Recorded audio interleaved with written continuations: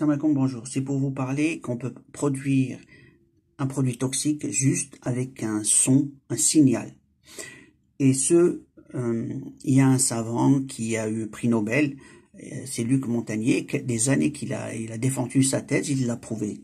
Et pour la prouver, vous pouvez les voir, je vais vous expliquer rapidement, mais il y a beaucoup de choses, il dit beaucoup de choses. Il a réussi à fabriquer de l'ADN par un son. Et il l'a prouvé comme d'une façon scientifique rigoureuse. Donc voilà. Et il a même pris le son en question, il l'a envoyé à un autre labo qui est distant, qui n'a rien avec lui. Et en mettant ce son dans une substance, et la substance, ça s'est mise à générer générer une nouvelle matière. Et parce qu'elle va exécuter un programme porté par le son. Pour comprendre, faut voir un peu toutes ces thèses et tout ce qu'il dit. Et comment il fait? C'est un spécialiste au niveau de tout ce qui est virus. Et lui, sa thèse, c'est il cherche l'empreinte d'une bactérie par rapport à ce qu'elle émet comme signaux sonores, électromagnétiques. Et il a prouvé que ça marche. Et ensuite, il a pris le son, il a généré au niveau de l'ADN, parce qu'il y a un appareil, on donne des substances de base dans un appareil, quand l'échantillon est minime, il y a un appareil qui va générer, il va dupliquer, c'est comme une photocopie, il va en faire plusieurs, il va dupliquer, donc en lui donnant les 4 éléments de base de l'ADN. Eh ben, il a pris ce son, il l'a mis dans cet appareil et ça a généré cet ADN. Donc ce son, si on nous met un son d'un poison, d'une substance, le corps, comment il va réagir? Voilà de l'alerte que je veux donner. Le corps va réagir comment? Si on nous le donne, ces sons à distance. Des gens qui nous aiment pas, qui nous veulent du mal. Et qui va nous protéger puisqu'on n'a pas les capteurs? Je suis un lanceur d'alerte et je dis à tout le monde, qui va nous protéger? Ça fait des années, rien que dalle. Et là, c'est pour prendre conscience, les gens, je leur dis, on peut produire des toxiques rien qu'avec un son. Regardez ce que dit Luc Montagnier. Ensuite, tout ça, on le sait, ok, parce que ça fait déjà 10 ans qu'il en parle au plus. Maintenant, il y a aussi la mémoire de l'eau. Les gens ils disent qu'il n'y a pas. Bien sûr, tout ce qui est important, ils veulent le cacher. Pourquoi ils veulent le cacher? Parce que ça représente tellement d'argent et tellement de savoir qu'ils veulent s'en accaparer et le développer pour eux. La mémoire de l'eau, c'est la médecine de demain.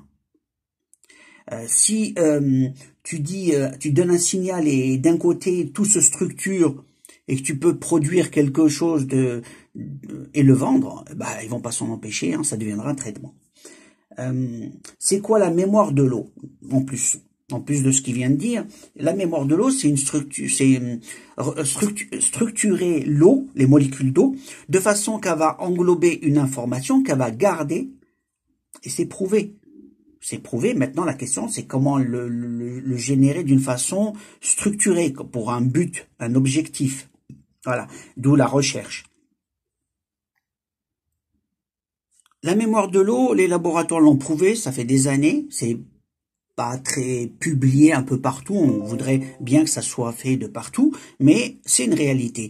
Quand on dit un mot, la géométrie de l'eau, une fois qu'elle est sous forme de glaçon, on peut le regarder au microscope, parce qu'elle garde forme, et on voit que l'organisation, c'est comme pour la neige, elle prend une belle forme ou une mauvaise forme. Et ils ont remarqué que quand on dit une belle phrase, elle se transforme en une très belle forme. Sinon, une mauvaise phrase, une mauvaise forme. Ce qui fait que la mémoire de l'eau, elle existe, elle est réelle. Maintenant, quand on donne des mots d'amour, d'énergie positive, et là, ils ont trouvé que la meilleure façon de transformer l'eau, c'est des mots gentils, mais la meilleure, c'est pas l'onde électromagnétique, c'est pas sonore, c'est les émotions qu'on reste devant elles, la méditation.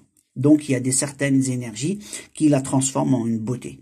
Donc, la nature nous dit des choses, le reflet de ce qu'on dit. Et l'eau a une mémoire. Il cherche comment canaliser cette mémoire pour qu'elle devienne justement une mémoire utilisable. Mais là, elle est au-dessus de la mémoire, c'est-à-dire que il y a aussi la restructuration.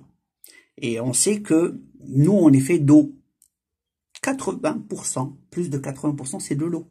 Et donc, si notre eau, elle est néfaste, elle est comme ça, eh ben, on est dans, nos cellules sont dans ce genre d'eau. Si on est dans une beauté, ben, on est dans une belle eau. Donc, selon l'eau où tu te trouves, ton état est, donc, tu souffres ou t'es bien. Donc, et tout ça, c'est les mots qu'on entend ou les sons qu'on entend ou qu'on reçoit. Et les ondes aussi.